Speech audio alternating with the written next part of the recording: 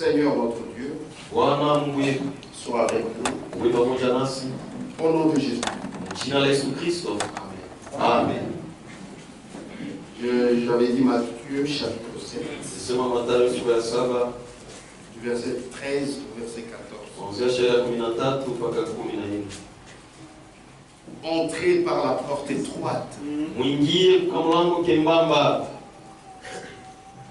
car large est la porte, spacieux est le chemin qui mène à la perdition. Et il y en a beaucoup qui entrent par là. Mais étroite est la porte, resserré le chemin qui mène à la vie. Et il y en a peu qui les trouvent.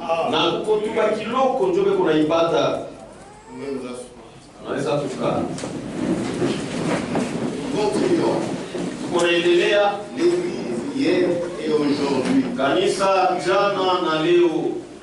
J'espère que quand nous allons terminer ça, beaucoup comprendront beaucoup de choses. Et c'est une base pour votre vie. Et personne ne vous mentira plus. Ici, on nous parle de la porte qui est étroite, du chemin qui est resserré. Et on a dit que ces deux-là, la porte étroite et les chemins resserrés, ce sont ces choses qui mènent à la vie. Et cette porte étroite et ces chemins resserrés peut seulement trouver cela. Et quand vous y entrez, quand vous vous engagez dans ce chemin, si vous entrez par cette porte, là, vous allez trouver la vie. Mais si vous entrez par le large chemin, par la grande porte, et c'est beaucoup de gens qui entrent. Quand eux y entrent, ils pensent qu'ils vont à la vie éternelle. C'est nous qui connaissons bien les choses. C'est nous qui devons leur dire. Et attention, sortez de ce large chemin. Allez dans cet étroit chemin. Maintenant, le problème est que il faut de nouveau trouver ce chemin étroit qui mène à la vie, qui mène à la vie éternelle. Car si nous nous engageons sur le chemin qui est large, c'est ce chemin que prennent toutes les autres églises qui se sont écartées de l'église primitive. Si nous nous y engageons, c'est un chemin facile. C'est une porte facile. Vous y entrerez facilement. Vous allez manquer le but éternel. Ce n'est pas pour rien que Jésus lui-même a dit ça. Et il était très clair. La porte étroite, le chemin étroit, ça mène vers la vie éternelle. Mais le large chemin, cette grande porte, ça mène à la perdition. C'est clair. Maintenant, il faut rechercher ce petit chemin Ce n'est pas où tout le monde s'y retrouve. Même les musiciens du monde, ils disent qu'ils sont des chrétiens.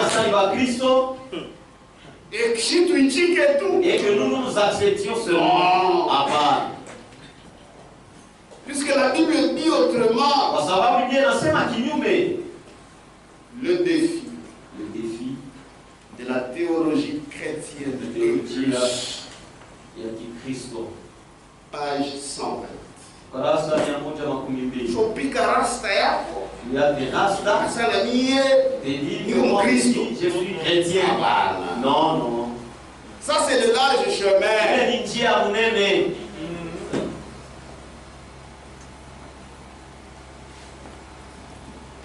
Je disais, le défi de la théologie chrétienne, page 120.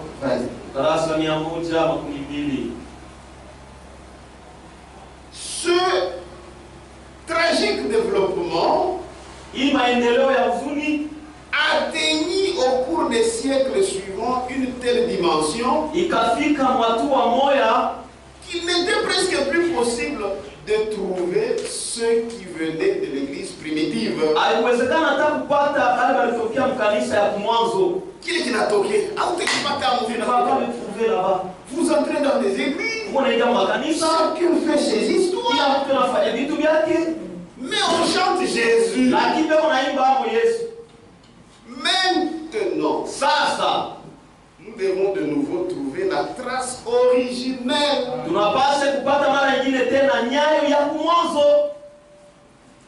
qui peut être comparée dans la Bible avec le chemin étroit. Il faut le découvrir et le suivre. Donc ce chemin étroit, ce n'est pas ce que Jésus l'a mis pour rien. À chaque âge, cherchez toujours le chemin étroit. C'est ce chemin qui conduira à la vie éternelle.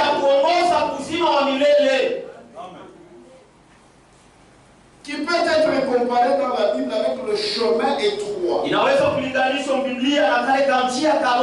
Il faut le découvrir et le suivre.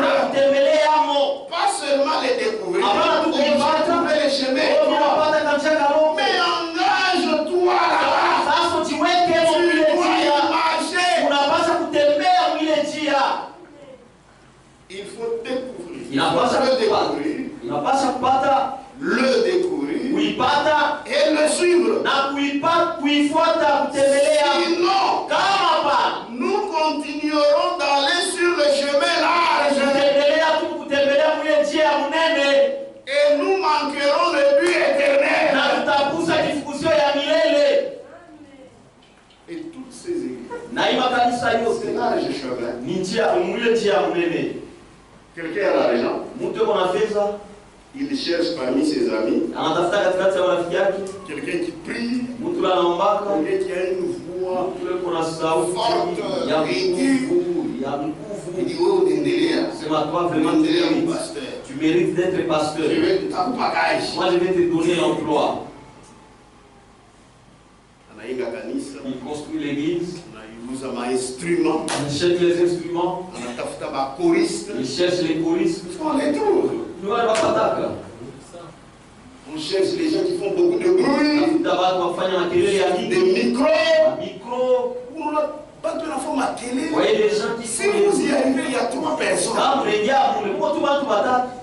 Beaucoup de bruit. Comme les gens n'ont rien à faire, ils vont pour seulement passer le temps. Allons d'abord voir.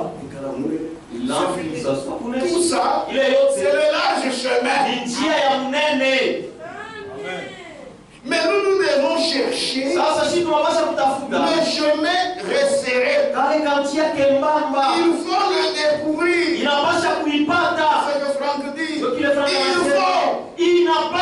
le découvrir et le suivre. Sinon, nous continuerons dans le chemin large. Et quand tu es sur le chemin large, tu n'as pas la vie éternelle. Amen. Et il dit, et nous manquerons le but éternel. Les deux, le véritable aussi bien que le faux, se sont propagés au travers de tous les âges de l'Église. Donc au travers de tous les âges de l'Église, il y avait la vraie Église, il y avait la fausse Église. Même maintenant où nous sommes, c'est aussi un âge de l'Église.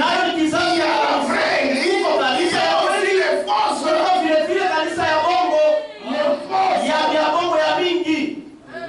Amen. Et toutes ces fausses églises, ça constitue une seule église de l'Antichrist. Nous devons chercher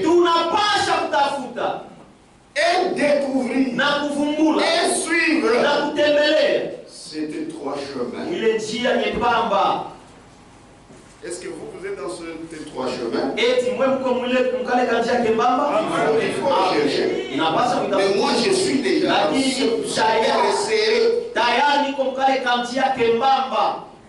le christianisme traditionnel. Page 131. Dans ce large chemin-là, c'est grave. Les choses de la Bible ne sont pas bien présentées. Ce sont des choses déjà défigurées.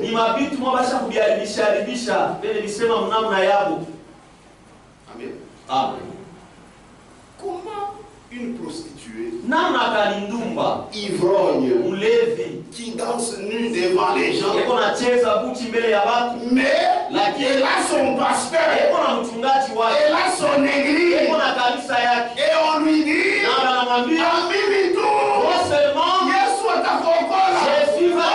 elle-même, c'est qu'elle n'est pas sauvée. Amen.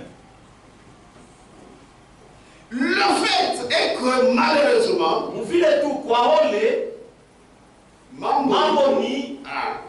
fait est que malheureusement, au travers des nombreuses et différentes orientations de foi dans l'Église,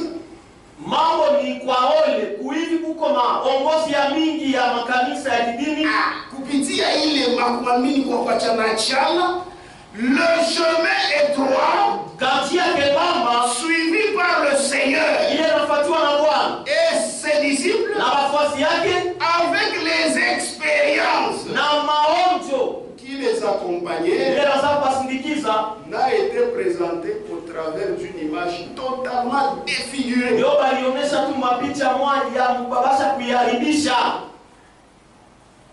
Mon frère, est-ce qu'il ne prêche pas Jésus? Il prêche, mais d'une manière défigurée. Ça ne te donnera rien. Amen. Il prêche le baptême, mais d'une manière défigurée. Au nom du Père, du Fils et du Saint-Esprit. Est-ce que c'est ça que la Bible dit? D'une manière défigurée. Le Saint-Esprit, il prêche, mais d'une manière défigurée. Est-ce que bougie le Saint-Esprit? C'est le Saint-Esprit. D'une manière défigurée. Que Dieu vous bénisse. Que Dieu vous bénisse. Voilà pourquoi nous devons comprendre. Comme il présente même les expériences du salut, d'une manière défigurée. Tu ne peux pas faire ces expériences. Ce que tu vas faire comme expérience, ce sont des expériences défigurées. Pas les expériences de la Bible. Voilà pourquoi frère Branham dit, c'est Jésus que prêchent les dénominations. C'est pas notre Jésus. Puisque c'est un Jésus défiguré. D'abord, nous va naître. Mon catholique a une poupée. Au catholique là, il sera une poupée. Et les gens iront pour l'adorer. Popi. Est-ce que vous voulez Jésus? Et ça, c'est notre Noël. Les Jésus là de Noël, là, est-ce que c'est notre Jésus? Non. Non. Ah bah? Le Jésus ou Père Noël. Le Jésus de Père Noël. Ah, Jésus, oui. Ça, ce n'est pas notre Jésus. Ça, c'est un Jésus de commerce. C'est pourquoi quand on te prêche Jésus, on va poser la question, c'est de quel Jésus il s'agit? S'il n'est pas selon les Écritures, il n'est pas jamais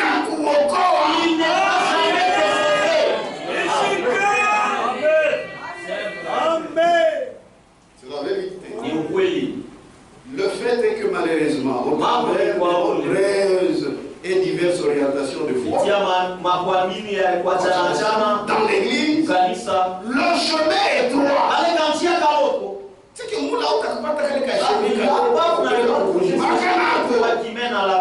chemin est droit, suivi par le Seigneur. Et ses disciples, avec les expériences qui les accompagnaient, n'a été présenté qu'au travers d'une image totalement défigurée.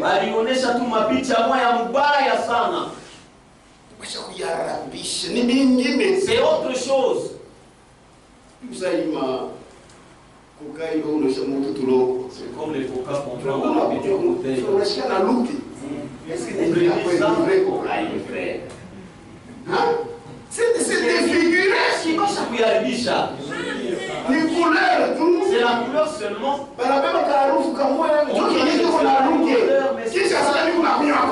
Et puis tu te dis, je prends le coca. Alors prends le véritable coca. Tu vas t'étonner. Donc il a coca et à bombe. C'est le faux Jésus de l'éducation. Quand tu vas le goûter le véritable.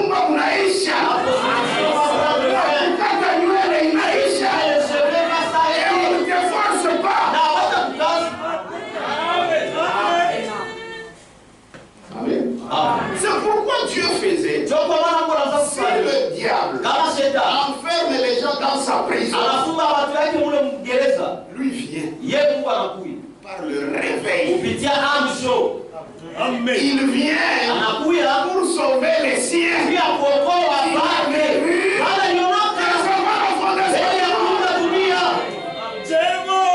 Entre le réveil, ça vient pour les enfants de Dieu. Ce que je vous prêche, c'est ça le message. C'est pourquoi le but poursuivi, les différents réveils, depuis la réformation, que l'Église soit trouvée à la fin du temps de la grâce, au même niveau que l'Église primitive. Pourquoi nous avions lu? On nous dit la réformation n'a pas pris fait avec Martin Luther. Au même aujourd'hui, ce message, c'est la réformation. Ça a commencé et ça continue jusqu'à ce que nous arriverons dans la stature à cette église primitive. Et nous nous en irons.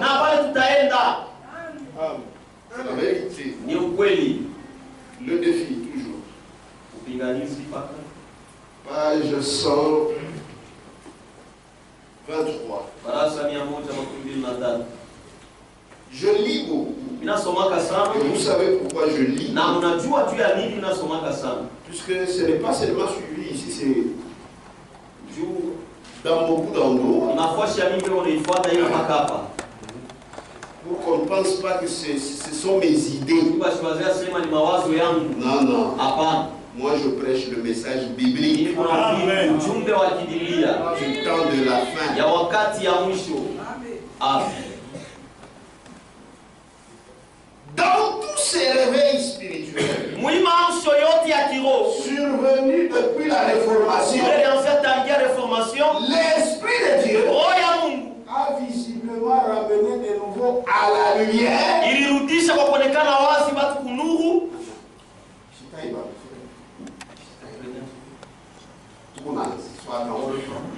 Dans tous ces réveils spirituels, survenus depuis la Réformation, l'Esprit de Dieu a visiblement ramené de nouveau à la lumière des vérités bibliques qui avaient été perdues.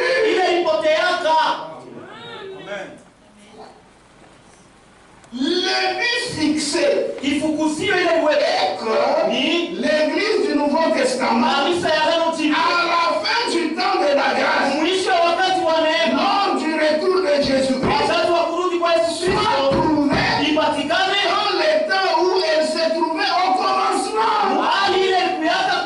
au temps des apôtres.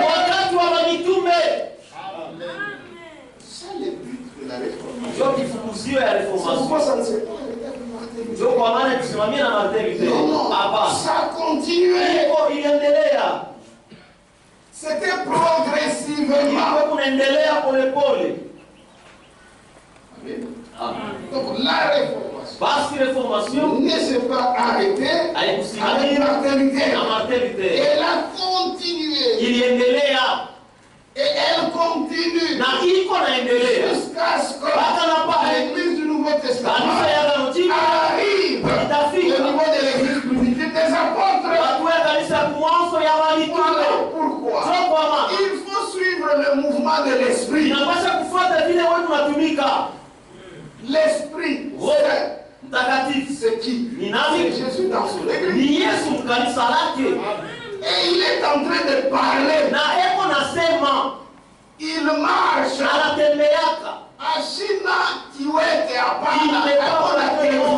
Il marche. Mais il est dans son église. Quand il est ici, tu dois le suivre ici. Il te libère la vie. Si toi tu restes là où tu es, tu n'auras pas la vie. Parce que ce n'est pas ton église qui te donne la vie. C'est Jésus-Christ. Amen. C'est la vérité. Il faut suivre le mouvement de l'Esprit. C'est pourquoi suivre le mouvement de l'Esprit, ce n'est pas littéralement toi aussi tu marches. Je marche, je suis. C'est-à-dire, là où Jésus révèle sa parole. Si tu es de Dieu, tu seras informé et tu resteras là-bas. Si vous vous organisez, c'est la mort. Parce que Jésus n'y est pas. Quand vous vous organisez, c'est très allergique. Il quitte. Amen. C'est la vérité. Donc si les gens s'organisent, c'est ce qu'on a lu pendant la semaine, il meurt. Il meurt pas qu'à parler. Amen. C'est pourquoi même dans notre temps, nous avons la vie. Les gens qui n'ont pas la vie, ils nous accusent de beaucoup de choses.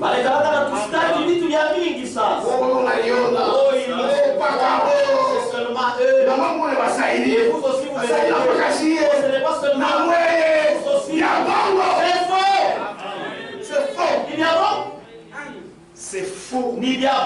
Et agit. C'est la vérité. Au temps de John Wesley, puisque nous parlions déjà de lui, frère, ceux qui avaient la vie, ce sont ceux-là qui avaient cru à son message. Amen. Pendant la période de l'unité, ceux qui avaient la vie. Ce ne sont pas ceux-là qui étaient dans l'église de Luther. Il était, non, à part. D'abord Luther, Dieu l'a visité, il a cru. Et il a commencé à prêcher avec tous les gens qui étaient avec lui. Ceux-là qui croyaient, la vie. C'est ça le chemin étroit qui mène à la vie. Amen. Amen.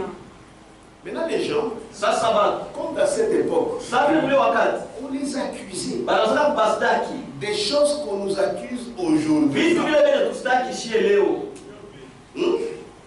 C'est même chose. C'est même chose dont on les accusait.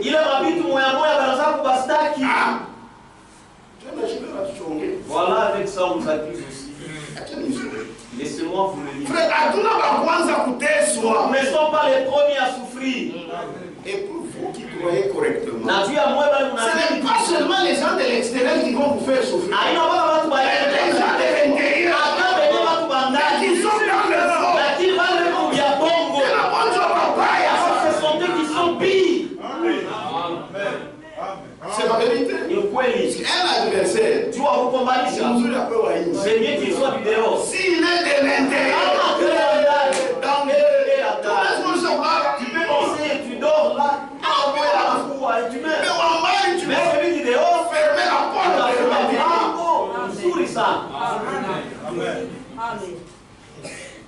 C'est pourquoi il faut toujours la protection de Dieu. La tragédie des siècles. Ce livre d'histoire, ça parle des choses en détail. C'est John Wesley qui parle. Certains affirment que notre doctrine est fausse, erronée, enthousiaste, qu'on en a entendu parler que récemment.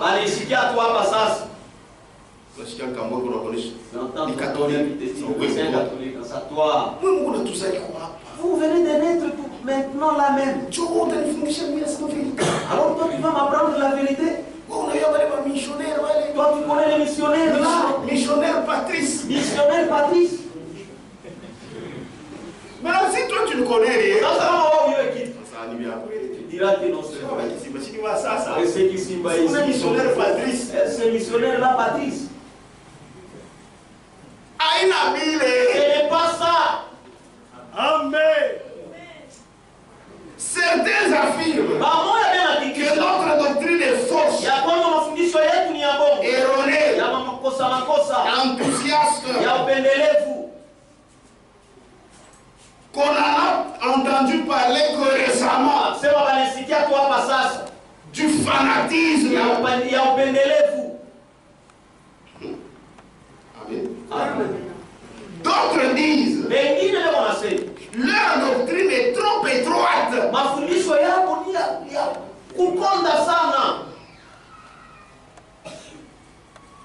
Ils font le chemin du ciel trop étroit.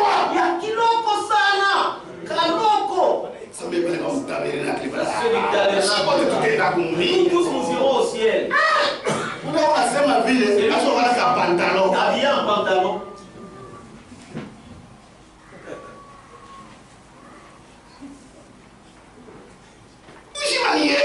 La vie c'est Jésus. La vie. Bongo.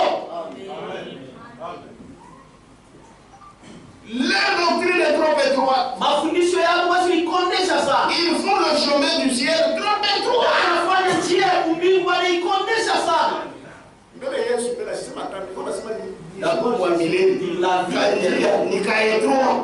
Ça me dit. Le ciel. D'abord pour la vie. C'est étroit.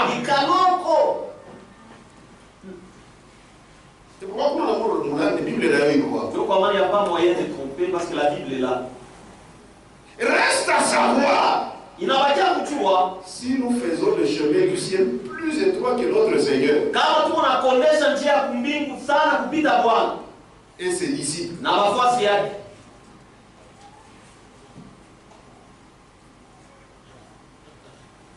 si notre doctrine est plus stricte que cela, alors nous sommes blâmables. Mais vous savez, vous savez, et votre conscience vous le dit, que ce n'est pas le cas. Celui qui ose être d'un iota moins strict falsifie la parole de Dieu. Je ne puis abaisser les Écritures à votre fantaisie. Vous voulez la peine? Non.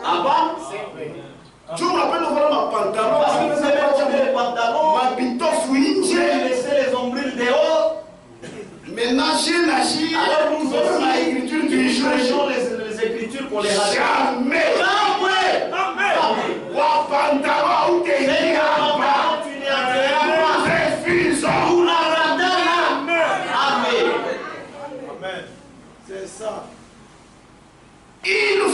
il n'a pas ça.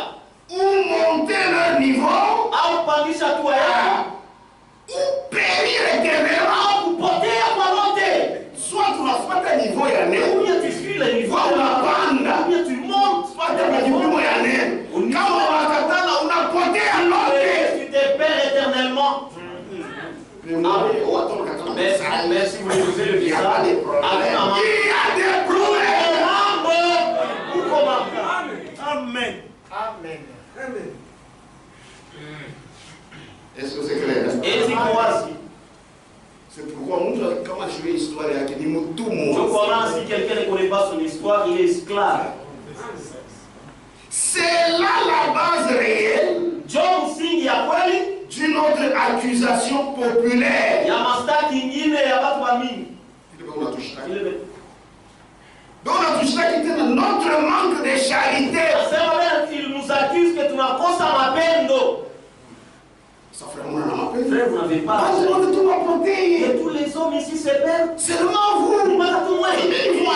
Qu'est-ce que moi je t'amène? Moi je crois. Amen. Manque de charité. Cosa mapendo. John Aouliza. Il pose maintenant la question. Manquons-nous réellement de charité? Sous quel rapport? Ne donnons-nous pas de quoi manger à ceux qui ont faim? Ou de quoi se vêtir à ceux qui sont nus? Non. Ce n'est pas ce que nous entendons.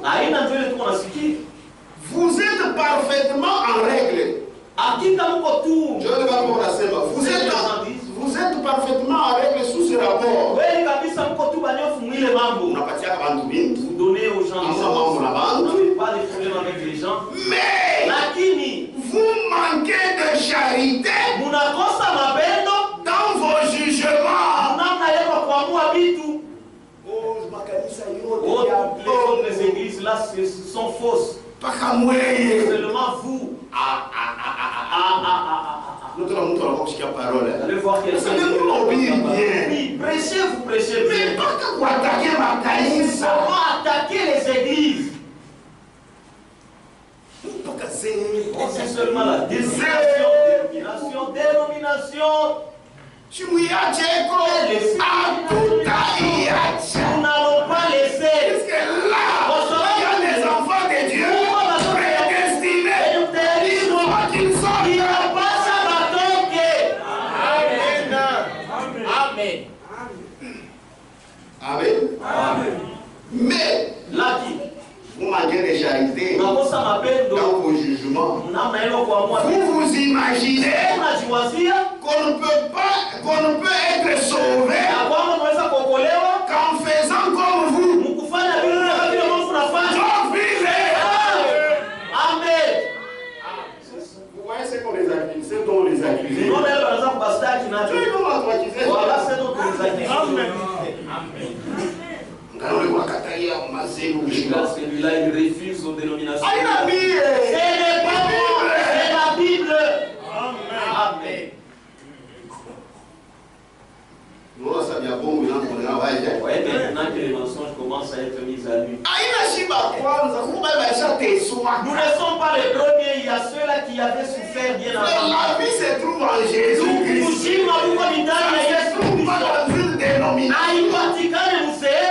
Même dans une église. Jésus se déplace. Vous ne vous déplacez pas. Si ça ne va pas te bouger.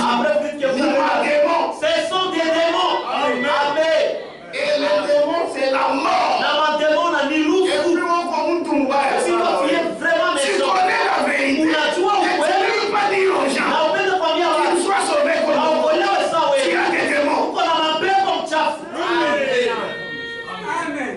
Tu as des démons. Pour s'offrir au foyer à bien. On a senti, on a respiré. Respire même. On cache. Et puis tu les mens encore. Oui, tu les mens. Malgré ça.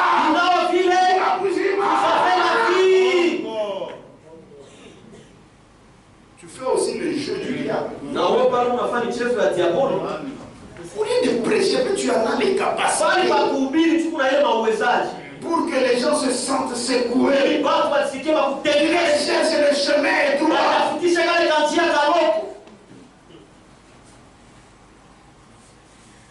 Amen. C'est triste.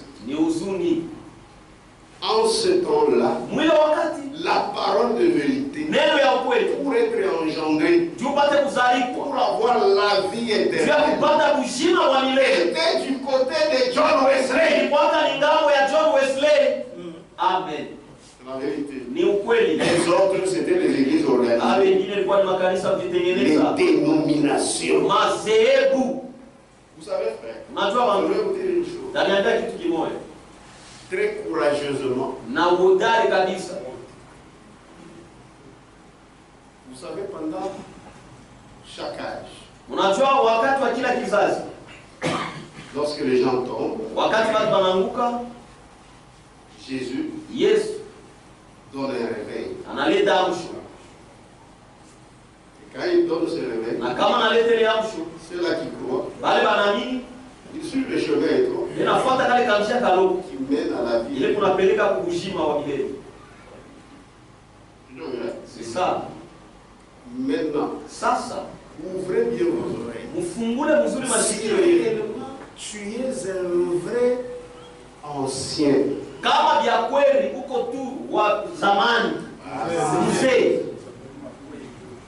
c'est-à-dire un vrai pasteur,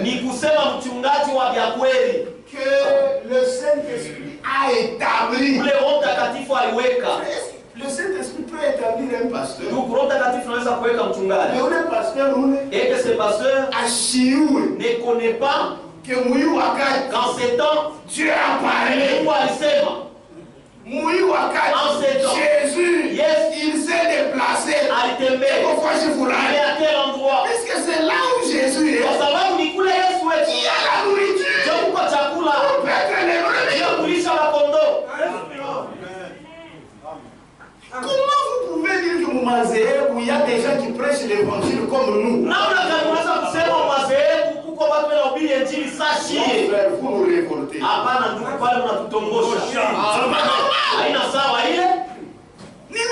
C'est quoi? Oh, ne vous en faites pas. Il y a des gens qui prêchent exactement comme nous. Alors pourquoi nous sommes sortis de là? Vous n'êtes pas encore sur c'est la moelle. Vous n'êtes pas encore sur nous sommes déjà sortis. Un vrai pasteur que le Saint-Esprit a établi sur son troupeau. C'est peut-être le troupeau. En fait, quelle nourriture? La nourriture fraîche. La manne fraîche. Le message de l'heure. Pas une manne pourrie. Mais les mauvais pasteurs, les mauvais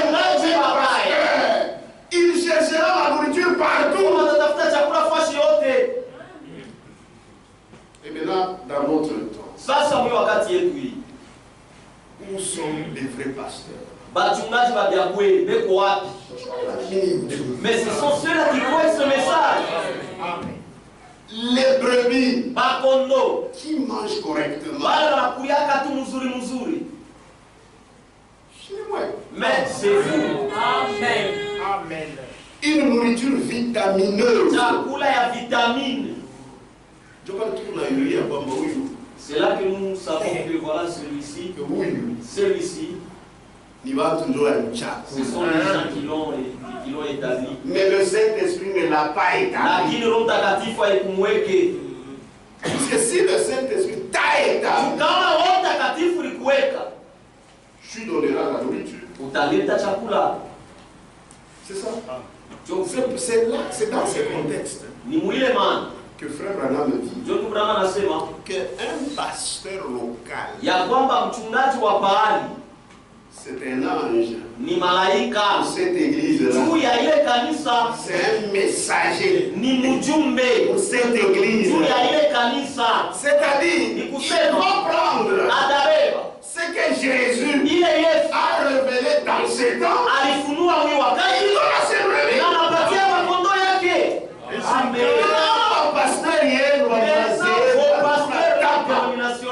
Que vous vantez, il prêche bien.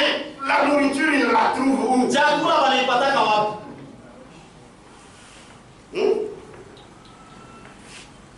Je vais lire. Est-ce qu'on est ensemble? Amen. Apocalypse, frère Abraham. Apocalypse, le livre des symboles. Page 12. Paragraphe 58. Votre pasteur, lorsqu'il se tient ici sur l'estrade, en prêchant la parole de Dieu, il est un ange de Dieu pour l'église, un messager pour l'église. Par conséquent, un pasteur ne devrait jamais quitter cette parole. Toi, tu sais que ça, c'est ça. Mais tu regardes ton chef. Lui, il prêche. S'il prêche, même il dit ah bon. C'est faux. Toi, tu es là, tu dis que non, je ne vais pas d'abord prêcher. Toi, ce n'est pas Dieu qui t'a établi. Cherche celui qui t'a établi. Amen. Amen. Un pasteur ne devrait jamais quitter cette parole, mais rester loyal envers la parole. Parce que Dieu nourrit à la place du berger. Amen. Il y a un temps, vous regardez seulement. Moi aussi j'exagère. Moi je suis comme. Mais que je sois aussi comme tout le monde. Tu prends le geek. Je prends ce thème, je vais prêcher comme un autre. Ta vie, ça va tout te venir. Quand tu es le Dieu, tu entres dans la méditation. Là-bas, ça ne tient pas. Oui. Vous savez, pour préparer la prédication, tu n'as tes soins qu'à ça. Tu as tes riches à ma vie. Même toi-même, tu ne sens pas l'onction. On a changé. Tu changes. Il y a des fois où on vient même en retard ici. Parce qu'il traîne pour toi. C'est compliqué. Non, ça me complique là-bas. Donc, pour quelques minutes, je rentre et on a cité à vous parler. Ça ne tient pas là-bas. Tu dois annuler. Tu n'as pas chaque biangouche. Alors tu recommences à nouveau. Ça, on a vu, on a dit, il y a balé, il y a ça, il faut ça. Que je fasse comme tous les autres. Si tu es un vrai, quand on voit Yahweh, tu ne sauras jamais. Amen. Ou bien on avait vu, tu vas prendre la voiture pour coucher. Tu prends ces histoires-là, le Saint-Esprit descend. Rome d'Akatif à la chute. Ah, ou bien Gani était. Tu commences à l'arrêter. Les Saint-Esprit, tu les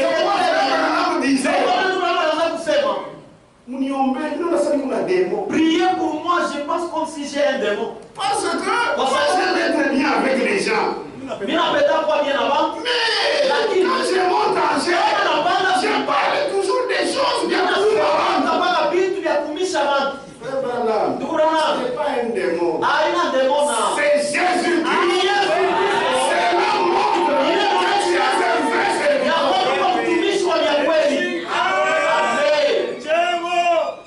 Je me rappelle un jour, j'étais allé prêcher quelque part. Un frère prédicateur, il me suit. Il frère. En tout cas, c'était une très grande assemblée. Je ne vais pas omise. En tout cas, ne va pas leur faire du mal là-bas.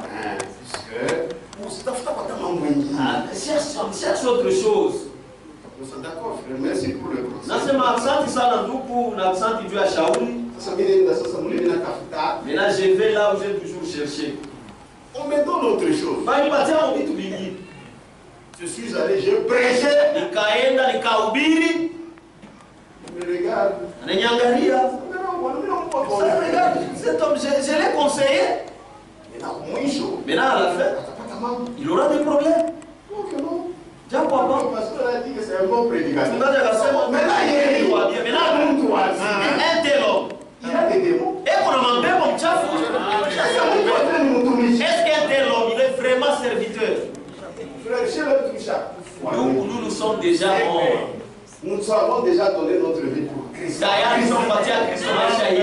C'est mouru, je meurs.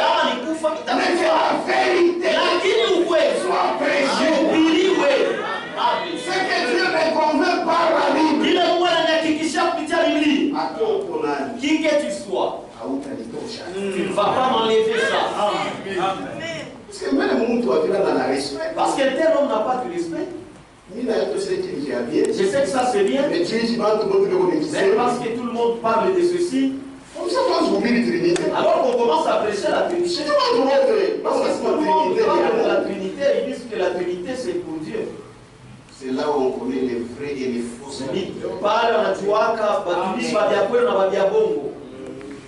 Amen. C'est la vérité. Parce que Dieu nourrit à la place du berger.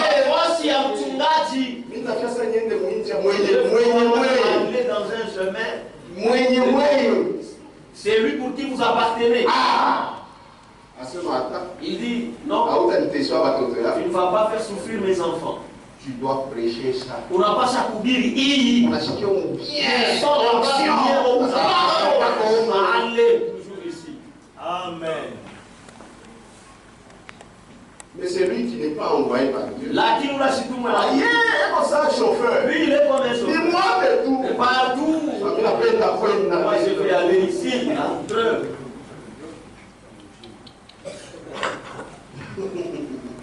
En Hongrie, il vous regarde. 3 personnes. Ça va que je prêche l'évangile. Ça c'était solide. Ça, 3 personnes. Est-ce que Dieu lui ne savait pas qu'il y aurait 3 personnes là-bas? Quand tu méditais là, il te donne autre chose. Arrivé là-bas, c'est ma diriger. Dieu.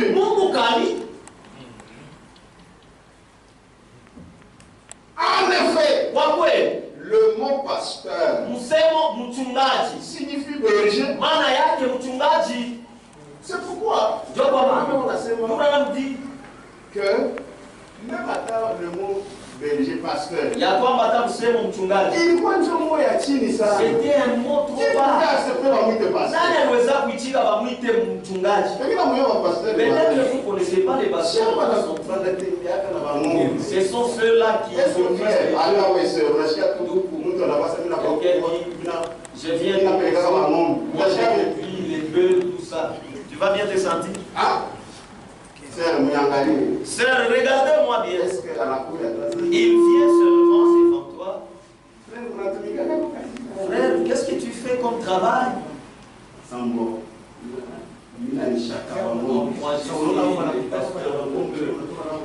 Voyez, qu'on mise les deux avec voilà, c'est ça mon travail.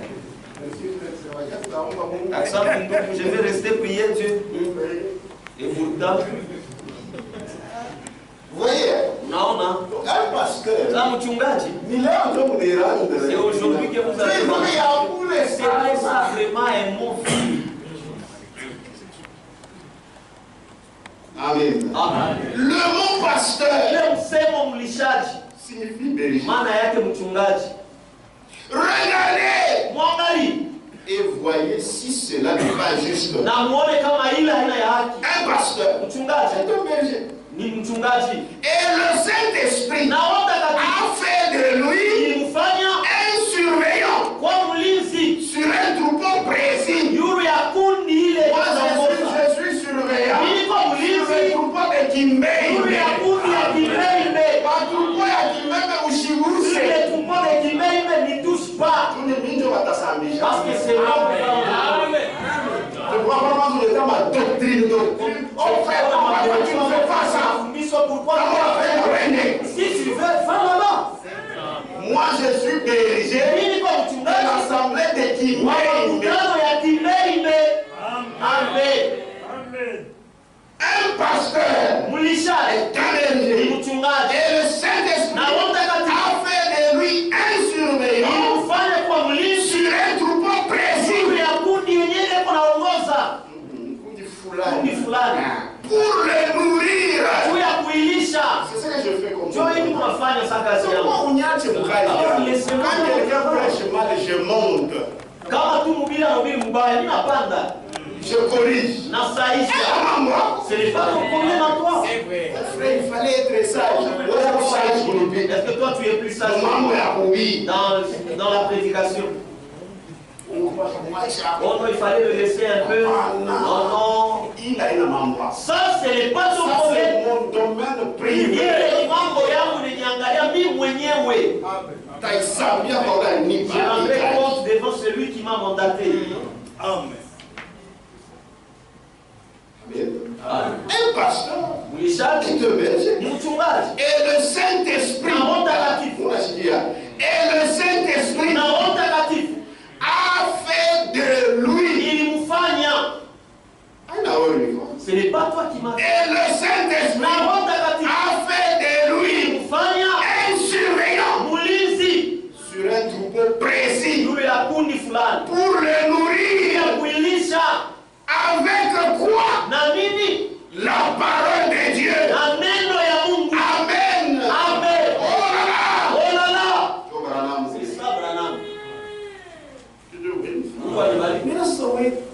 Pasteur. Mais là, toi tu es pasteur. Pour le Saint-Esprit. Il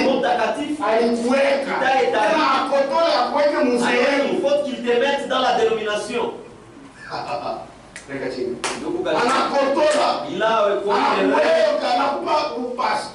te fait pasteur. Et puis il te donne une dénomination. Ça c'est pas notre Dieu. Amen. Lui, il a son église. Avec ses ministres. Avec des pasteurs locaux.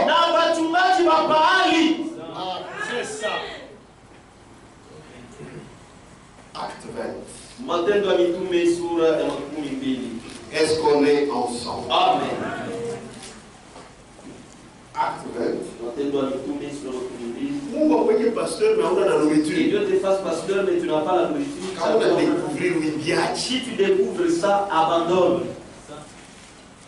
Acte 20. 17. Cependant, de Milet, Paul envoya chercher à Éphèse les anciens de l'église.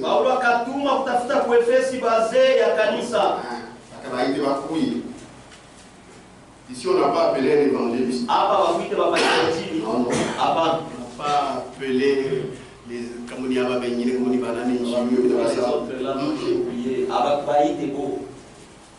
Ici, l'apôtre Paul, Dieu de il appelle seulement les anciens.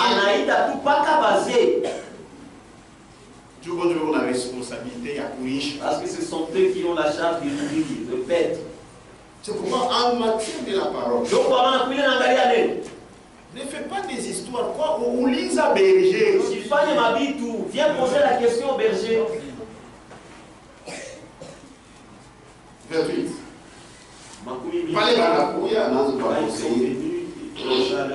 Prenez donc garde à vous-même.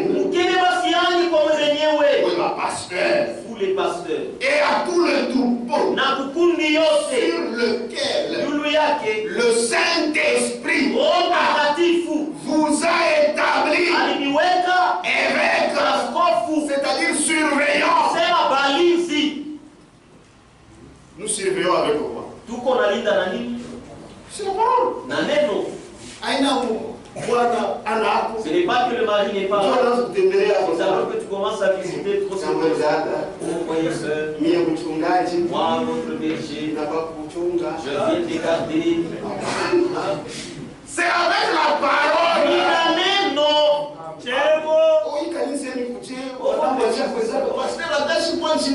Marie est déjà parti. Dans les affaires de Dieu.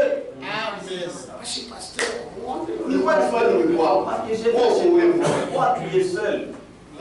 Que je viens de faire. T'as vu à quoi vos familles? Et je viens de faire quoi?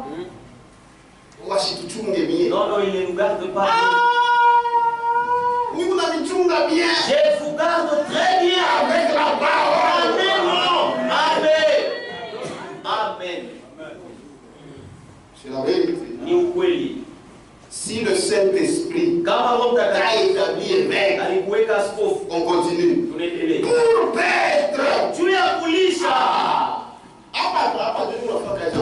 C'est où j'ai fait mon travail pastoral ici. C'est ici. Ça, c'est la chair. Ma chair, je dois prêcher la parole. Amen. C'est la vérité. C'est la vérité. Pour paître l'église du Seigneur, il s'est acquis par son propre sang.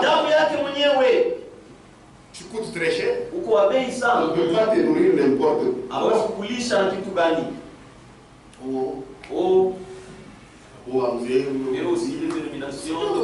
Il prêche. Qu'est-ce qu'il prêche? C'est Kanisa ya Mungu ndio hii. Frère Branham dit quelque part que c'est ça, c'est le restaurant. Ce sont les dames. Maintenant, où est-ce que toi tu vas avec tes tiens là que tu vends là?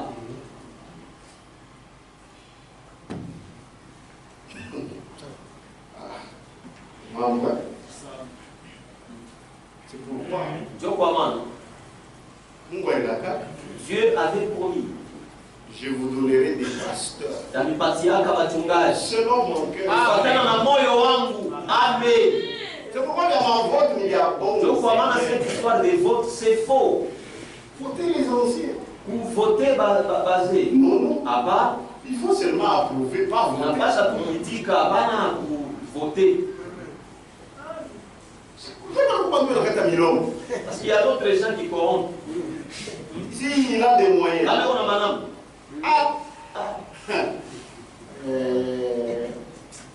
Angalia huko masufuri. Toi tu souffres beaucoup. Nakufunga. Allez, unakomoloka $1000. Ila maisha kwa ya mingi pata ni $120. $120 kushakupataka ya mingi. Mais on va Kamil. Maintenant là tu as $1000. Tu as voté là. Donc qui est-ce que tu vas voter? Qui est-ce que tu as voté là? Vous allez voter qui? Non, soyons quand même logiques. Pourquoi être logique? Frère Camille, qui est-ce que vous allez voter? Voilà. Dans toute chose, allons dans la parole. On a vu des choses dans ce message. Quelqu'un qui parle, il n'a même pas peur. Quelqu'un pasteur par commission. Est-ce qu'il va respecter les femmes d'autrui dans l'église?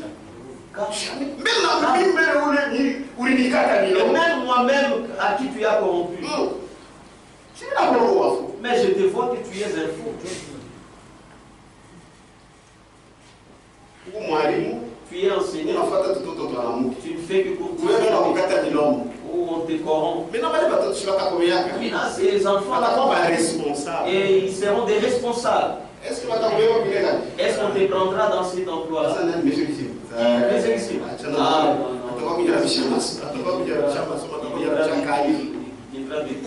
C'est pourquoi frère Maïcha il détruit parce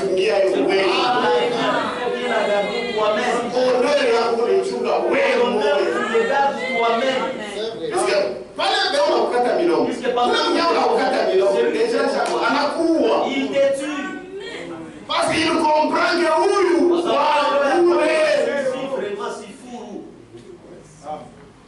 vérité. David, c'est toujours des garçons, tout ça. Et Dieu est bon. Il t'envoie un frère, qui se respecte là. En veste. Après un certain temps, ça donc il va au quartier. Ceux du quartier.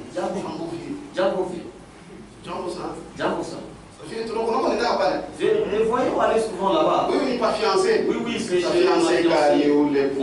Quel fiancé, poubelle, tchala là-haut.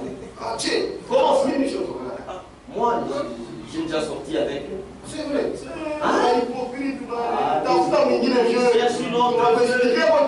Explique seulement vieux.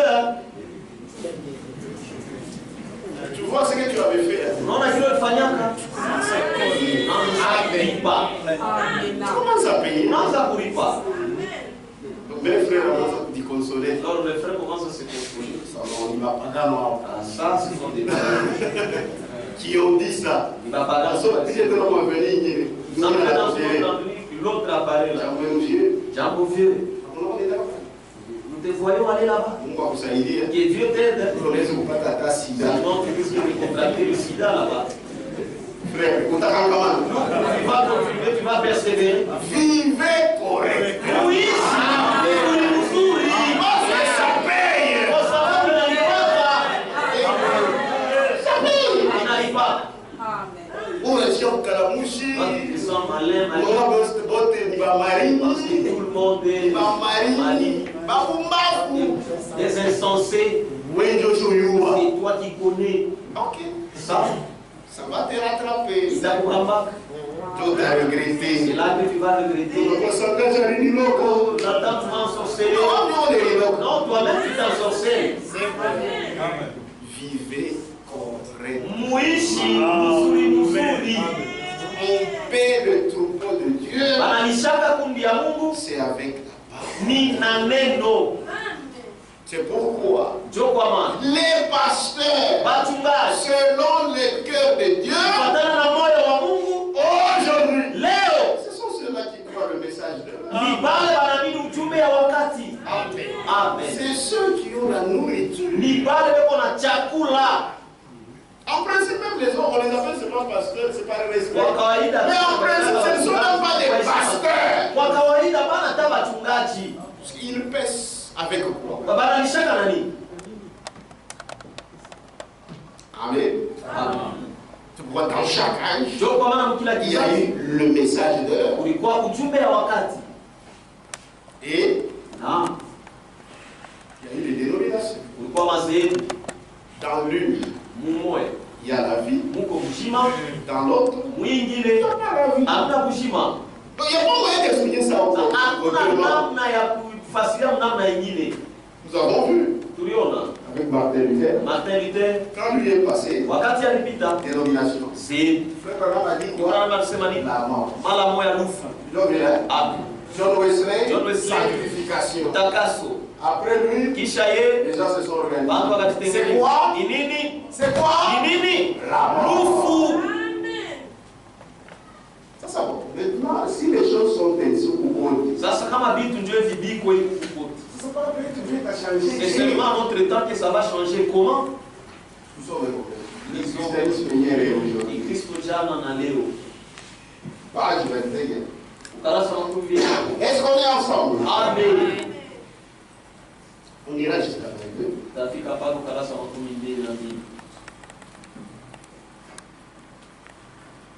Le déclenchement de la réformation kuanzisha kwa réformation a été un événement significatif dans l'histoire du salut. Ilikuwa mambo ya maana sana historia ya wokovu. L'Esprit de Dieu, l'Esprit de Dieu amena la lumière ikaleta nuru et la vie na uzima dans le monde mort de la religion. Mudunia yenye kufa ya dini. La parole fut placée au centre de la prédication. Neno ikawekwa katikati ya mahubiri.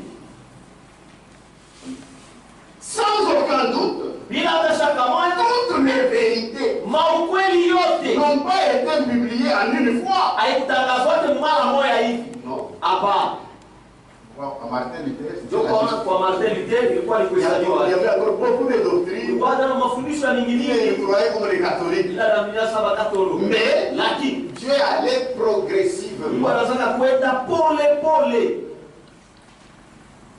Si Jésus venait, kama Yesu anakuja, les gens qui ont cru ce que Martin Luther a dit, ils vont être enlevés. Batanyakuliwa. Sans aucun doute, bila hata shaka moja, les vérités maukweli yote n'ont pas été publiées en une fois. haikutangazwa mara moja hivi. Lors de la deuxième étape, wakati wa hatua ya pili, John Wesley entra en scène akaingia mkibeta, et avec lui un grand nombre d'ardents prédicateurs de réveil. na pamoja naye watu wa mingi bahubiri ba nguvu ba amsho. Ils mirent l'accent sur la deuxième expérience d'un homme devenu croyant. Akaweka mkazo yulu ya mtu na kuwa mwaminifu. Comme d'abord dans la réformation, l'accent avait été mis sur la justification reçue par seule grâce, par le moyen de la foi, dans l'œuvre de salut parfaitement achevée par Christ. Ainsi, ces hommes firent ressortir le fait que ceux qui étaient devenus croyants et avaient été justifiés par la foi devaient faire l'expérience d'une consécration intérieure et d'un plein pardon. La Bible appelle cette expérience la sanctification. La véritable crainte de Dieu produisit l'obéissance. Toujours plus profondément, l'Esprit de Dieu se frayant un passage dans les croyants. C'est de ce temps-là que proviennent les communautés méthodistes, les communautés et d'autres tendances de foi qui étaient d'une certaine manière fondées sur les témoignages et ces vérités bibliques. Amen. Voilà. Et celui qui faisait ce travail, c'est Dieu. Puis suivit John Smith, qui s'avança avec ses évangélistes bénis de Dieu. Vous voyez comment ça a évolué. Le baptême de la foi fut proclamé sans compromis. Seul celui qui avait pris une décision personnelle pour Christ et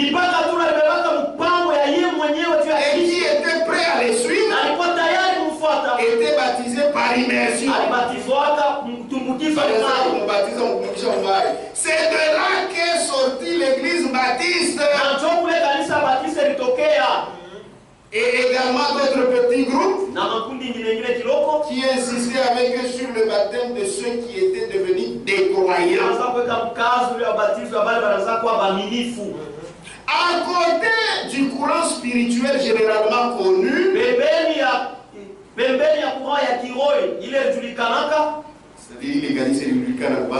il y avait toujours à nouveau des plus petits mouvements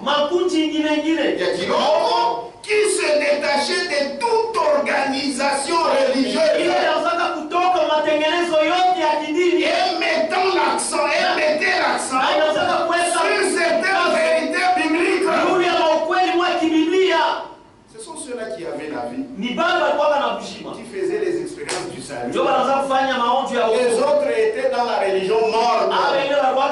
ya kufa. Amen. Amen. Vous voyez cette période? Unaona ile wakati kisha John Wesley, il y a eu John Smith anakuya hivi na hivi. Maintenant il y a eu Sasa kulikuya une période. Wakati moja. Vous voyez que nous évoluons. Unaona ya kwamba tuko naendelea. Le réveil pentecôtiste. Amsho ya bapente. Le réveil pentecôtiste. Amsho ya bapente.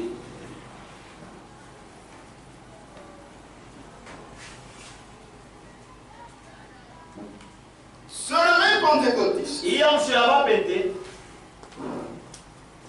On a vu une grande puissance du Saint-Esprit. Et ça a commencé au début du siècle passé. Donc ça a commencé en 1900. Et cela a secoué le monde entier. Il y avait un prédicateur que Dieu a suscité. C'est un prédicateur qu'on appelait Charles Parham, j'écris.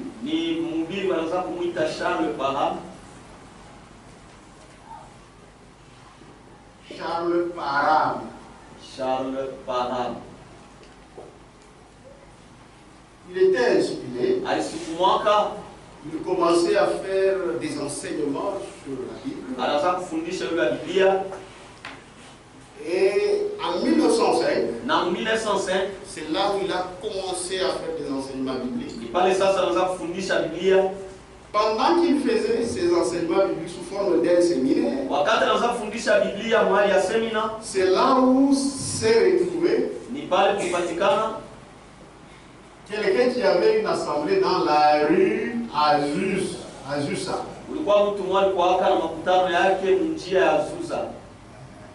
Mourir, on a eu à rue, frère. On a eu à rue. Dans la rue d'Azusa.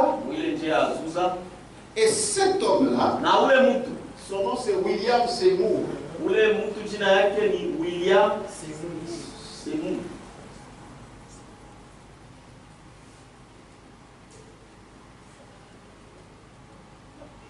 Alors cet homme ici,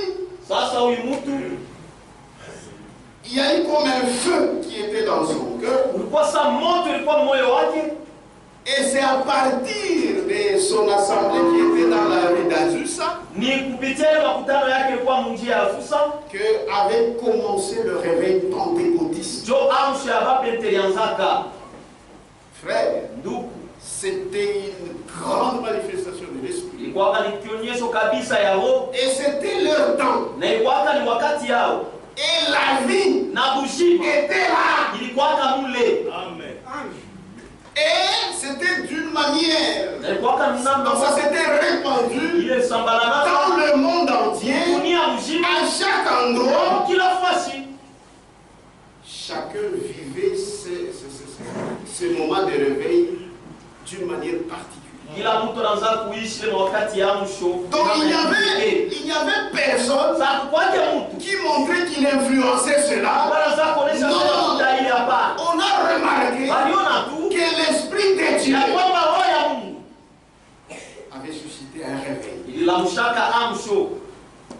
Que Dieu vous bénisse. C'était ça le temps des pentecôtistes. C'est pourquoi Frère Branham, à son époque, quand il parle des pentecôtistes, il dit c'est eux qui ont la chose. C'est pourquoi il était même sorti chez les baptistes. Il est allé chez les pentecôtistes. C'est pourquoi les pentecôtistes de 7 ans, ce ne sont pas les pentecôtistes d'aujourd'hui.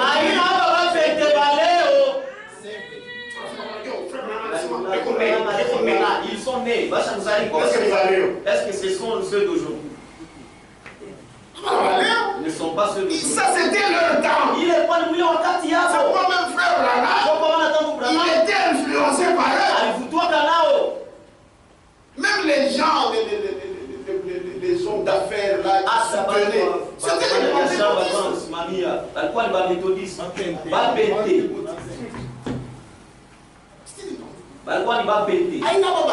Ce ne sont pas ceux d'aujourd'hui. Même à Même si quand même, je vois ici au Congo, c'est pas terroriste, ce ne sont pas ceux que nous voyons aujourd'hui. Il est ça, Renard Bon qui a rasé à Quand Renard Bon que venait. Vous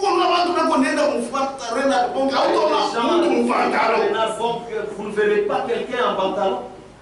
Ou bien quelqu'un maquillé, tout ça. Mais les vôtres d'aujourd'hui.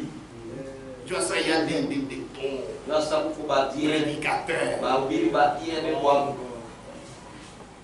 Frère, ça c'est la parole prophétique. Quand tu comprends ça mal, c'est fini. Que Dieu vous bénisse. C'était cette époque-là. Et à partir de ce temps, le disait, parce que lui était prophète. Il comprenait que c'est en fait des temps. Il n'y aura plus la vie ici. C'est pourquoi il le dit bien dans le plan du blé. Il leur disait, dans 50 ans, il y a dans l'autre, il dit, si vous continuez comme ça, vous serez pire que les catholiques. Dans 30 ans, dans l'autre, il dit, dans 20 ans. Vous voyez,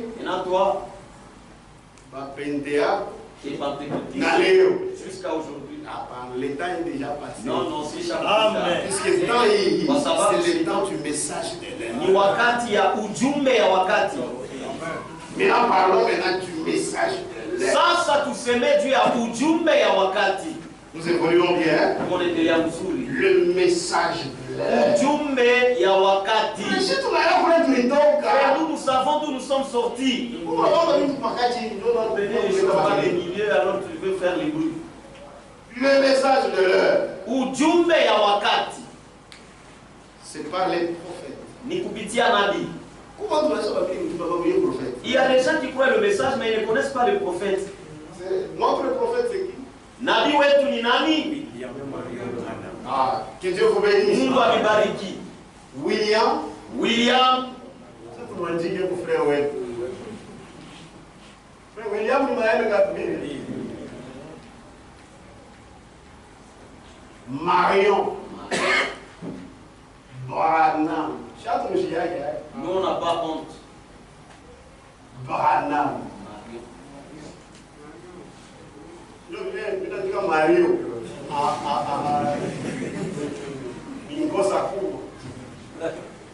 Voilà. William Marion Branham. Ce frère ici, il est né en 1909. Alizaliwa en 1909. Et il est décédé en 1965. Je ne vais pas aller dans beaucoup de détails, vous connaissez déjà. Mais, après être consacré pasteur,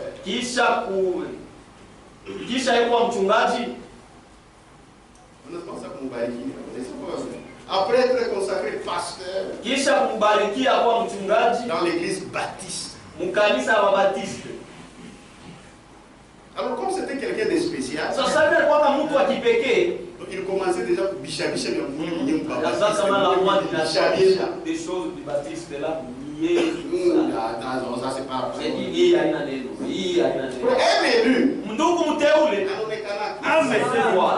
Amen.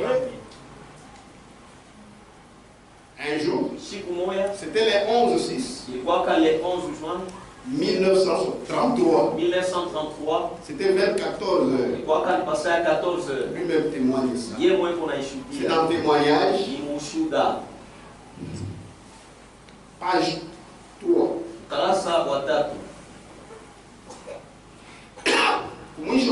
la fin là. Il était sur la rivière Oyo.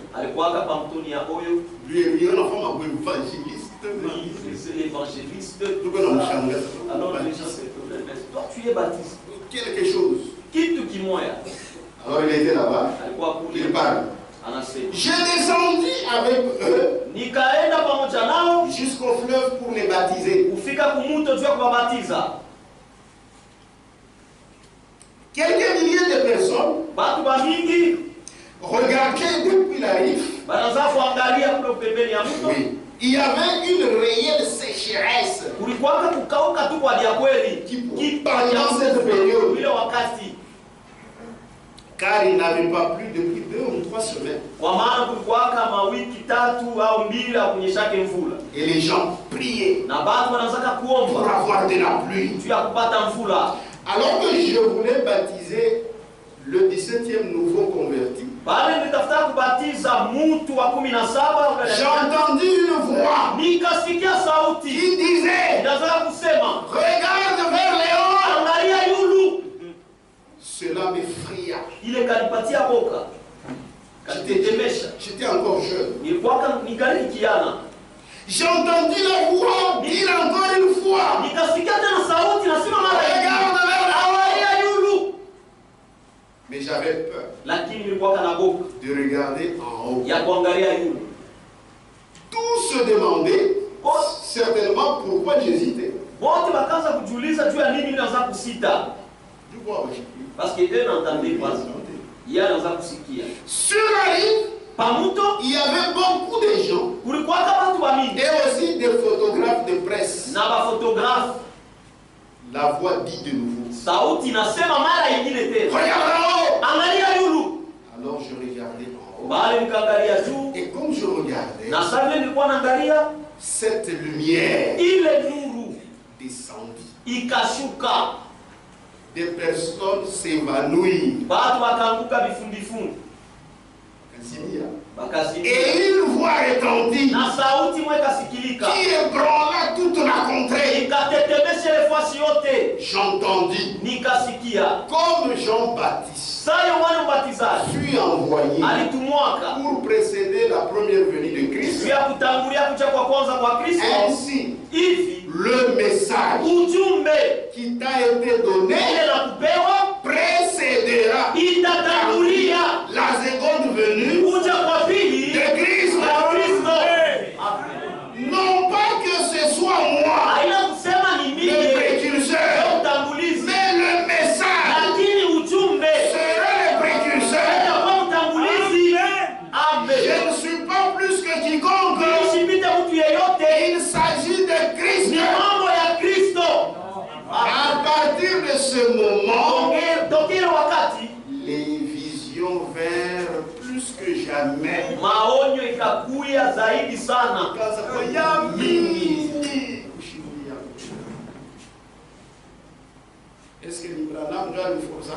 Est-ce que c'est Branham qui avait forcé à Dieu? Dieu lui-même, par son choix. Il y a des gens aussi, ils n'y ont pour les jalousie. C'est Dieu qui lui a fait ces dons. Ce n'est pas lui qui avait forcé. Amen. Et maintenant, Dieu, il continue sa réformation. Ça continue. Période pentecôtiste, c'est fini. Il y a une période de prophète. Nous entrons maintenant dans la période du prophète. De la carrière d'Élie le prophète. Branham n'était pas comme prophète au Nouveau Testament. Lui, il était du type de l'Ancien Testament. C'est-à-dire le prophète le prophète à qui Dieu parlait. Quelqu'un qui préparait la prédication, il veut prêcher des comme il prêchait dans l'ancien temps. Il voit quelqu'un entrer. Non, ce n'est pas ça. Sur ce point, c'est comme ceci, c'est comme cela. Je prends le stylo. C'est à écrire rapidement. Toi, tu joues avec un tel homme. Dieu est merveilleux. Qui avait parlé en mal de Branham. Que Dieu vous pardonne. Amen. Mais donnez raison à Dieu. Croyez la parole. Amen. Et frère, Notre Dieu, il sait ce qu'il fait. C'était une autre dispensation. Un autre âge. Jésus, il continue. Maintenant, là où est Jésus, c'est là où est la vie. Amen. Voilà pourquoi aujourd'hui, la vie se trouve là où se prêche ce message. Parce que ce message prêche le vrai Jésus de la Bible. Amen. Amen. Toujours dans cette année. J'ai parlé de l'année 1900. 1933. Là, parlons de 1946. Juste après la Deuxième Guerre mondiale, je pense. Lisons. Si je parlais, d'accord. Le christianisme hier et aujourd'hui, page 23. On peut parler d'une signification, d'une commission significative pour l'histoire du salut. En ce temps-là, en 1946, personne n'avait encore entendu parler d'un Billy Graham ou d'un Oral Robert ou l'un de ces évangélistes qui plus tard acquirent de la réputation. Le ministère apostolique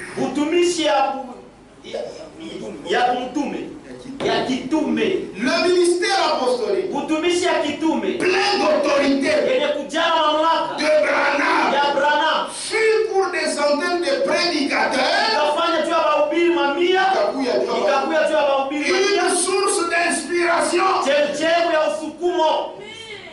Frère, même les gens que vous voyez aujourd'hui, que ce soit des charismatiques, que ce soit des types,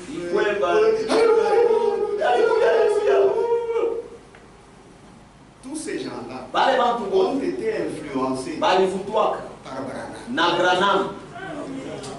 Tous ces Oral Robert et Billy Graham, on ne parlait même pas d'eux.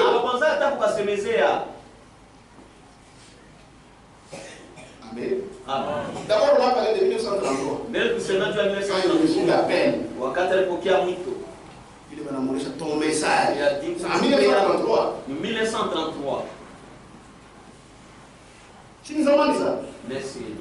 Parce que François, il était de 33. Regardez comment est-ce qu'il a vieilli. Vu par là.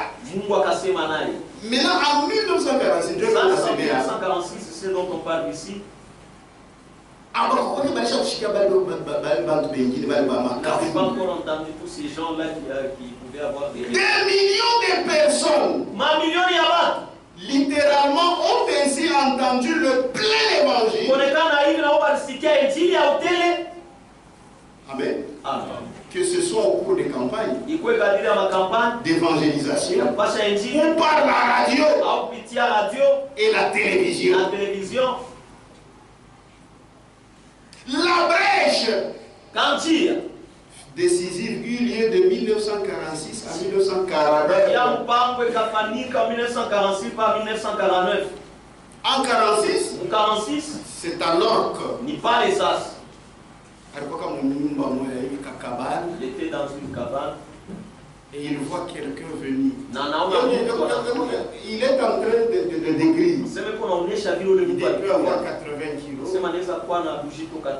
Il était pieds nus. Il paraissait gentil. Il commençait à lui dire sur son ministère étrange.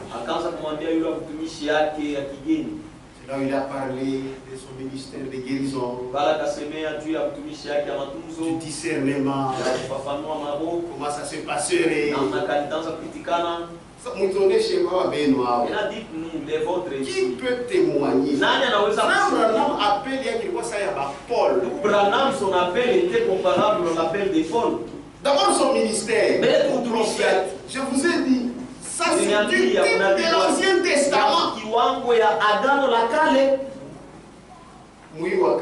Dans ces temps-ci, posez la question à comme ça. Nana ne sera pour toi vivre. Bon, on les vente, ils ont des diplômes. Mais Branham, c'était un primérien. Mais rempli du Saint-Esprit.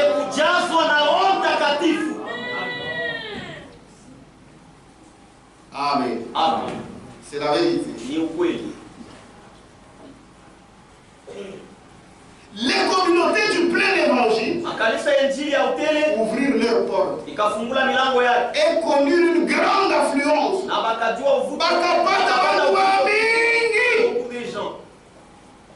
Le nombre des auditeurs dépassa bientôt les 10 000. On dut avoir recours aux grands stades, aux places des sports et aux champs des courses. Car les foules atteignirent en Inde et en Afrique du Sud jusqu'à 500 000 personnes. Comme saisis par un raz-de-marée, les évangélistes commencèrent à tenir leur propre campagne. Ma campagne, c'est avec lui. Amen. Amen. Les courants les plus divers surgirent de cela.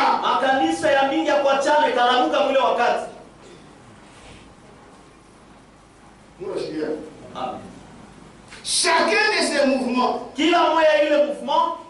Non, les courants les plus divers surgirent de cela. Même l'association internationale des hommes d'affaires du plein évangile et le mouvement charismatique. Ce que vous voyez dans les puissance de guérison, c'était inspiré par Branham. Maintenant, ils ont voulu seulement imiter. Mais ils refusent de croire. En dire leur origine directe ou indirecte.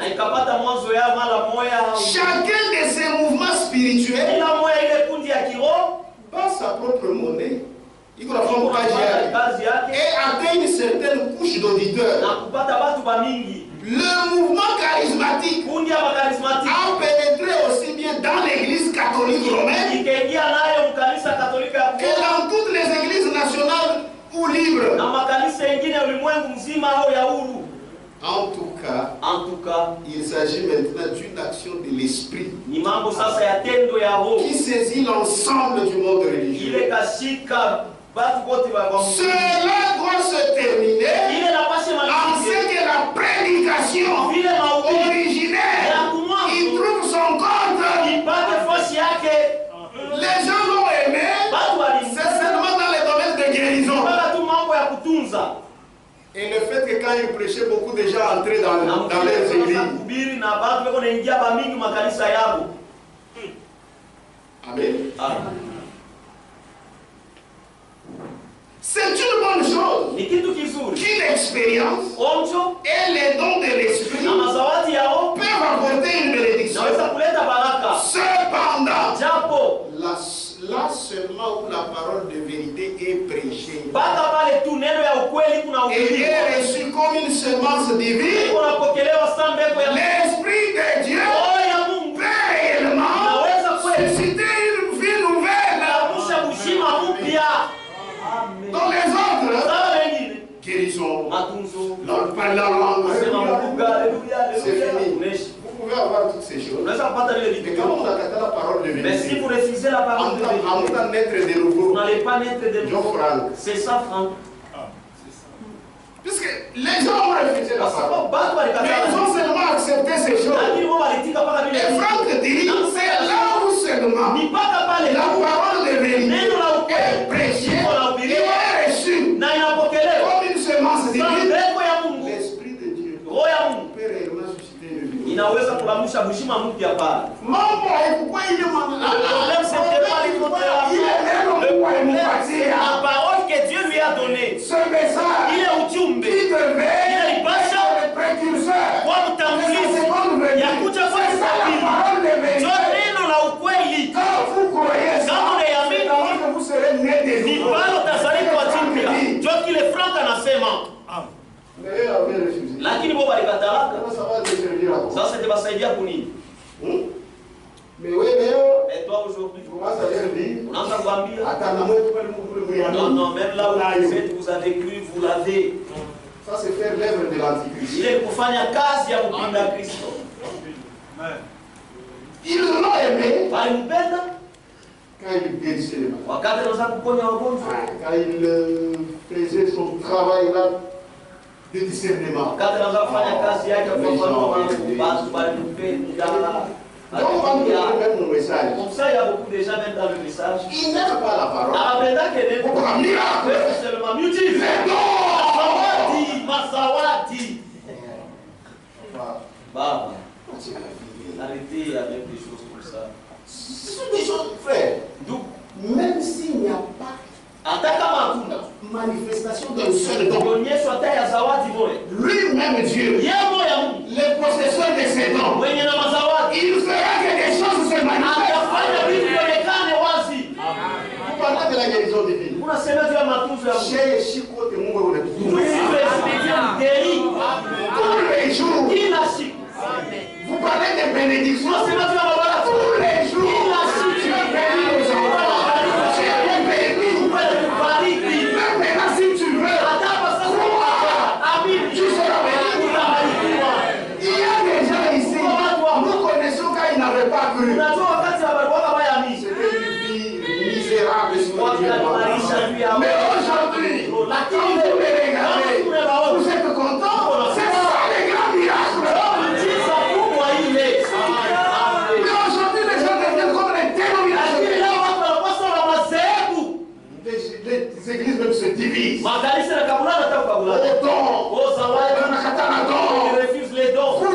perdus.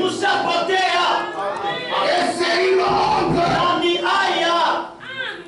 Les gens s'étaient seulement arrêtés à ces choses-là, dans tout ça. Mon frère Branham explique.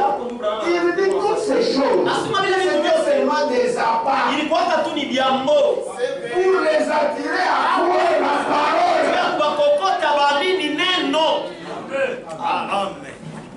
Mais ils ont refusé. L'étape actuelle de mon ministère, hatua ya sasa ya mtumishi yangu c'est Branham. ni Branham. Est-ce qu'on est ensemble? Amen. Mon achillère, Amen. page 28, Darasa 28. paragraphe 117. Wazo 117. Et frère, Na bandu c'est Branham. ni Branham. Vous qui écoutez ceci sur bande, Wewe bado unasikia hii mkanda. j'étais un gars formidable quand je suis venu par Vivo, Nilikuwaka mtu wa bie wakati nilikuwa katikati yenu, en guérissant simplement les malades, nikiponya tu wagonjwa, en parlant des visions nikisemea juu ya maonyo et en montrant des choses. na kuonesha mabitu. Mais quand je me suis mis à vous dire la vérité Lakini wakati nilianza sasa kuniambia ukweli au sujet de la parole, ile naangalia neno, pourquoi m'avez-vous tourné le dos? pia nini mlinitupia mkongo? Vous rendez-vous compte que Eti mnatambua ya kwamba c'est simplement l'accomplissement de ce qu'a dit l'Écriture. ni mpaka tu timiliko ya ile andiko ilisema, Oui, c'est ce qui arrive. ndiyo njoo ile nafikaka. Maintenant, Sasa j'ai des rappels à m'introduire quelque part. niko na taabu ya kwenda fasi fulani. Les églises sont fermées. Bila sa kumbili. Mais là je commence à Parce que comme la cause c'était guérison, la Bible dit seulement, il y a tant c'est la parole. ya tatu ni neno. Maintenant je viens avec la parole, Ça, pour ça. pas que bouger. Nakuya na neno pour que vous ayez la vie. Munakatala. Des lettres arrivent continuellement. Mabarua kunakuya bila kwachi. L'autre jour, Siku ingine il allait arriver une qui disait, barua mwe ilikuwa yake ilikuwa nasema, Frère Branham, Branham, j'avais la plus grande confiance en vous. Mais je vous ai entendu dire qu'une certaine dénomination dont je fais partie est en train de rétrograder. Ça disait, je n'ai plus du tout confiance en vous maintenant. À partir de maintenant, on va attaquer c'est ça que vous voyez les prédicateurs, ils ne veulent pas parler clairement, ils ont peur. C'est ça. Amen. Amen. Ça disait environ 25 frères de ma dénomination assistaient à l'une de vos réunions. Cette lettre disait, et lorsque vous avez dit ça, que notre dénomination rétrogradée, nous nous sommes aussitôt levés et nous sommes sortis. C'est vous. Dénomination. Vous voyez quelqu'un, il met le message. Comme j'ai fait la dénomination, il se fâche. Alors toi tu es dénomination. Nous parlons contre la dénomination, mais toi tu te fâches pourquoi? Alors tu as des démons. Il faut que ça sorte. Il continue. Eh bien, tous m'ont abandonné. C'est ça, mais il y a une chose. Lui, il est resté à mes côtés. Je n'ai pas désobéi à la vision céleste qui s'est produite là-bas au bord de la rivière.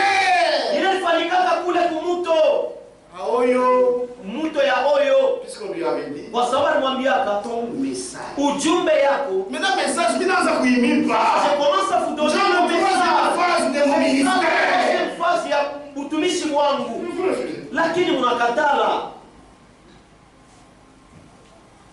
Amen. Mais vous avez refusé. Il le dit. Et c'est ce que vous devez savoir. Si vous ne voulez pas périr, croyez le message biblique. Je sais que pour les autres ça fait mal. Mais c'est ça la logique de la parole. Amen. Il y a moins chose d'autre toute la Chine. Reconnaître votre jour et son message. On a jamais le titre. D'abord le titre, ça te fait trembler. Toi, dénomination. Oh, c'est nous ici. Page 20. Karasa wa makumi mbili. Paragraphe 94. Wazo wa makumi kenda na mbili. Et si seulement c'est vrai. Na kama ni kaka les églises d'aujourd'hui makanisa ya leo reconnaissaient inatambua kama itambua. Et si seulement les églises d'aujourd'hui reconnaissaient, si seulement les églises reconnaissaient la parole de Dieu qui a fait aux gens cette promesse pour cette heure, ils ne payeraient pas. Amen. Si seulement ces églises reconnaissait.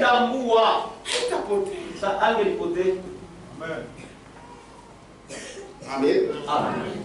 Aïe, tu es tapoté à Dieu. Comment ça va se perdre? Ça ne peut pas se perdre. Page 23. Paragraphe 105.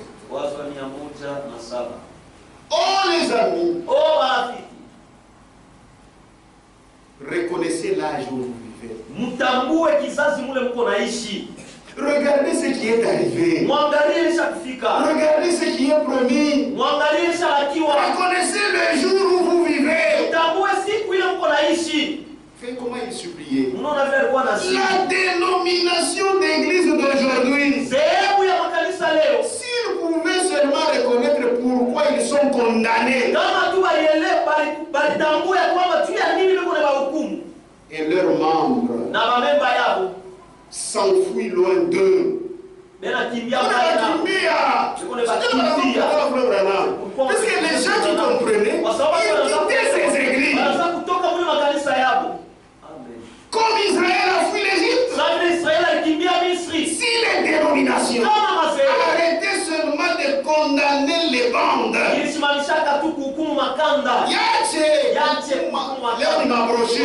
sont des brochures. Et les écouter. Et vous, prédicateurs, qui êtes à l'écoute de cette bande, écoutez bien. Si seulement vous reconnaissez l'heure où vous vivez, si seulement vous reconnaissez les signes du temps, vous verriez pourquoi les gens fuient ces dénominations. Il y a la mort. La mort est dans le corps. L'Esprit du Seigneur qui appelle, nul ne peut venir à moi, a dit Jésus. Si mon Père me l'a dit, et tout ce que le Père m'a donné dans le passé viendront. Et aujourd'hui, prêchez le message. Les prédestinés au salut viendront. Amen. Page 30, toujours reconnaître votre message.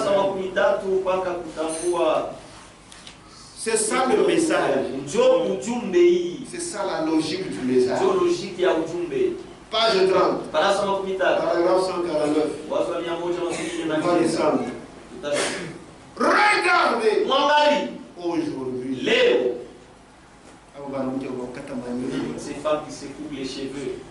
Les pousser à se couper les cheveux, à porter des shorts, des pantalons, à fumer. Ils se disent croyants. C'est pourquoi quand vous dites que vous comprendre. La sœur aussi comprend. Alors moi aussi, si j'ai mis la mini-jupe ici, il n'y a pas de problème. Il y a d'autres prédicateurs. Les gens au péché.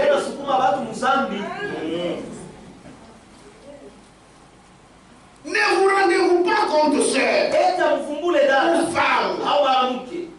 Je veux dire, excusez-moi, pas ma soeur, faire une chose pareille. Vous ne pouvez pas faire une chose pareille. Ne vous rendez-vous pas compte que c'est le diable? Comme les Juifs d'autrefois, vous ne voulez pas croire la parole confirmée alors qu'elle vous a été démontrée. Vous continuez à vous accrocher à vos traditions dénominationnelles qui disent qu'il n'y a pas de mal à ça. Vous parlez en langue, vous sautez en l'air, vous chantez dans l'esprit et vous coupez les cheveux. Pouvez-vous imaginer une chrétienne qui agirait comme ça? Pour dire on n'est pas chrétien. Vous n'êtes pas des chrétiens. Il dit, j'ai vu des démons. J'ai vu des sorciers guérisseurs. Je les ai vus parler en langue et interpréter. Pourquoi maintenant vous Il y a d'autres qui vont faire des inscriptions sur des langues. Son problème là, c'est l'argent. Où est l'argent? Où est l'argent? Lui, il cherche l'argent. J'ai vu des démons. J'ai vu des sorciers guérisseurs. Je les ai vus parler en langue et interpréter et sauter en l'air et danser dans l'esprit. Oh! Si je te pose la main, tu as le Saint-Esprit? Non, c'est faux. C'est faux. Tu peux. Si Dieu me pousse, je te baptise, je te pose la main, tu peux le recevoir. Ou soit, tu le reçois après. Maintenant, les gens, ils ont des choses, c'est pas magique. Il n'a pas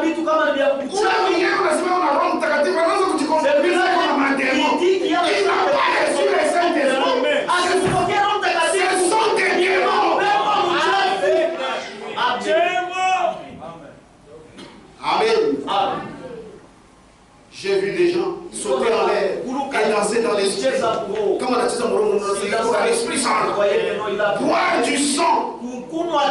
dans un grand humain et blasphémer le nom de Jésus. Vous dites, je fais partie de l'église. Alléluia. Alléluia. Gloire à Dieu. Vous faites partie de quoi? C'est ça, Branham. Vous faites partie de quoi? L'église. C'est la parole. Amen. L'église, c'est la parole. Et la parole dit que c'est honteux pour vous de faire ça. Une scène de colère.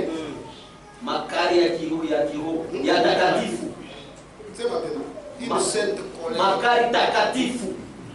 Vous, bande de pharisiens aveuglés, ils parlent de domination.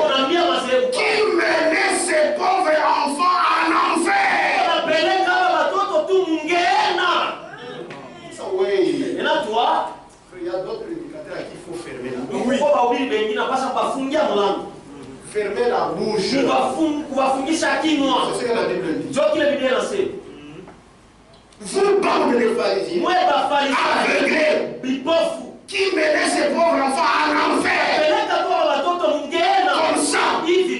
Parce que vous craignez pour le gagne-pain. Et que vous seriez mis à la porte de votre dénomination. Si vous mettiez à en parler. Si vous prêchez comme lui, c'est votre problème. On va te fermer les portes. Vous aussi, alors c'est la dénomination. Honte à vous! Hypocrite! Ayez-en honte! En voyant l'heure qui approche, comme ceci, et vous vous détournez par vos traditions de la parole de Dieu. Comment osez-vous? Vous êtes aveuglés.